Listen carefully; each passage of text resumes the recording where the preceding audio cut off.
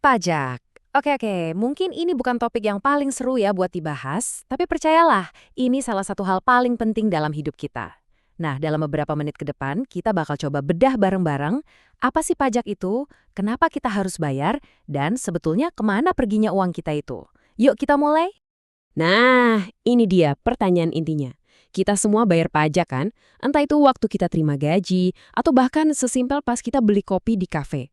Tapi pernah nggak sih kita berhenti sejenak dan mikir, apa sebenarnya arti dari kata pajak itu? Jawabannya mungkin sedikit beda dari yang Anda kira. Oke, definisi resminya emang kedengaran kaku banget, tapi ada dua kata kunci yang penting banget di sini. Pertama, wajib. Artinya, ini bukan pilihan. Suka atau nggak suka, kita harus bayar. Kedua, dan ini nih yang paling penting, tanpa menerima layanan langsung. Maksudnya gimana? Gini, waktu Anda bayar pajak, Anda tuh nggak bisa langsung nunjuk dan bilang, uang pajak saya tolong pakai buat benerin jalan persis di depan rumah saya ya. Nggak bisa. Uang itu masuk ke satu kantong besar buat biayain semuanya bareng-bareng. Cara paling gampang buat ngertiin ini tuh dengan ngebandingin pajak sama retribusi. Coba bayangin Anda bayar parkir. Nah, itu retribusi. Anda bayar, Anda langsung dapat layanan berupa tempat parkir. Jelaskan transaksinya. Tapi kalau pajak penghasilan, itu lebih kayak iuran keanggotaan buat sebuah klub raksasa yang namanya negara. Uangnya dipakai buat semua fasilitas bersama, mulai dari pertahanan sampai pendidikan. Jadi intinya, retribusi itu buat layanan spesifik yang Anda nikmati, kalau pajak itu buat kepentingan kita semua. Oke, kita udah tahu ya definisi dasarnya, tapi dari mana sih ide soal pajak ini datang? Ternyata gagasan tentang pajak yang adil itu udah jadi perdebatan para pemikir hebat selama ratusan tahun loh. Kita mundur jauh dulu ke akarnya. Adam Smith, yang sering disebut bapaknya ekonomi modern, ngasih satu ide yang di zamannya itu revolusioner banget. Pajak itu harus didasarkan pada kemampuan bayar. Gampangnya gini, mereka yang punya lebih banyak, ya harusnya kontribusi lebih banyak juga. Prinsip keadilan inilah yang jadi fondasi sistem pajak modern di seluruh dunia.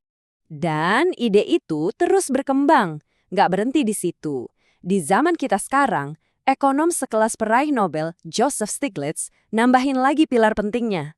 Katanya, sistem pajak yang bagus itu bukan cuma adil, tapi juga harus efisien, artinya nggak ribet dan gampang diurus, dan juga transparan. Kita sebagai pembayar pajak kan berhak tahu uang kita itu dipakai buat apa aja. Lalu ada Richard Musgrave yang menyempurnakannya lagi. Dia membagi fungsi uang pajak kita jadi 3 hal utama: alokasi, distribusi, dan stabilisasi.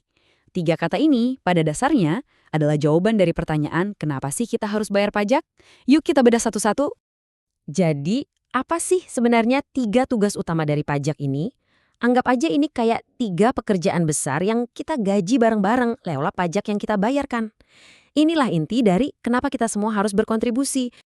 Oke, ini dia 3 tugasnya. Pertama, yang paling jelas, fungsi fiskal, yaitu ngumpulin duit buat hal-hal dasar kayak bangun jalan, sekolah, dan ngejaga keamanan. Kedua, fungsi regulasi. Ini tugas pajak buat mengarahkan perilaku kita. Contohnya, pajak rokok yang tinggi, itu kan sengaja dibuat mahal biar kita mikir 2 kali sebelum rokok. Dan yang ketiga, yang sering jadi bahan diskusi, adalah fungsi redistribusi, yaitu mengambil porsi yang lebih besar dari yang mampu, buat ngebantu mereka yang kurang mampu, supaya tercipta masyarakat yang lebih seimbang. Oke, kita udah tahu apa dan kenapanya. Sekarang kita masuk ke bagian bagaimananya. Gimana sih cara pemerintah ngumpulin pajak dari jutaan orang? Ternyata ada beberapa sistem utama yang dipakai. Sebenarnya ada 3 cara utama pajak itu dipungut dan kemungkinan besar Anda pernah ngalamin ketiganya. Self-assessment itu pas kita sendiri yang ngitung dan lapor pajak kita. Contohnya pas kita ngisi SPT tahunan. Kebalikannya, official assessment itu pas pemerintah yang ngitungin dan langsung ngirim tagihan ke kita, kayak tagihan PBB. Nah, yang paling umum buat para karyawan itu withholding system, di mana perusahaan tempat kita kerja langsung motongin pajak dari gaji kita. Jadi, peran kita bisa beda-beda tergantung sistemnya. Tentu aja, pajak itu nggak cuma satu jenis, banyak banget macamnya. Tapi, cara paling sederhana buat mengelompokkannya itu dengan bertanya satu hal. Siapa yang pada akhirnya benar-benar menanggung bebannya? Nah, ini dia perbedaan kuncinya. Pajak langsung, kayak pajak penghasilan atau PPh, itu bebannya nggak bisa Anda pindahin ke orang lain. Itu ya pajak Anda, titik. Nah, sebaliknya, pajak tidak langsung itu bebannya bisa digeser ke orang lain. Contoh paling gampangnya PPN. Waktu Anda beli sesuatu, tokonya kan lagi PPN ke Anda. nanti toko itu yang setor ke pemerintah. Jadi sebenarnya Anda yang nanggung bebannya tapi lewat perantara. Biar lebih kebayang, kita lihat contohnya di Indonesia ya. Pajak langsung yang paling kita kenal ya PPh dari gaji dan PBB buat rumah kita. Untuk pajak tidak langsung, ada PPN yang nempel di hampir semua barang yang kita beli dan juga cukai yang bikin rokok jadi mahal. Terus ada juga pajak-pajak yang dikelola pemerintah daerah, misalnya pajak kendaraan bermotor yang kita bayar tiap tahun atau pajak yang kita bayar pas makan di restoran. Semuanya ini bagian dari satu ekosistem besar yang sama. Oke, kita udah bahas definisinya, fungsinya, jenis-jenisnya. Jadi, setelah ngobrolin ini semua, apa sih intinya? Kenapa memahami hal ini jadi penting buat kita?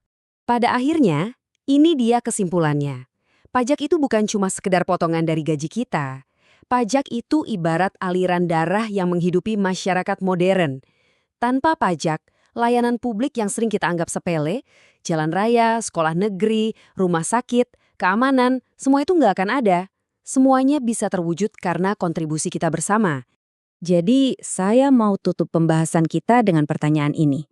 Lain kali, saat Anda lewat di jalan yang baru diaspal atau lihat ada sekolah umum di sekitar lingkungan Anda, coba deh berhenti sejenak dan lihat itu bukan sebagai beban, tapi sebagai hasil nyata dari investasi kita bersama.